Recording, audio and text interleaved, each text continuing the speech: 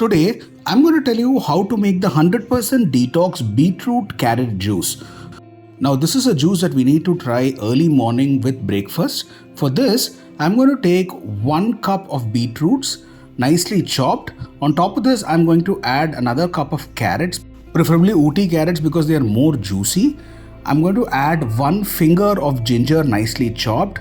Top it up with some mint leaves, which are nicely washed, fresh and cleaned for the juice. We then add some salt.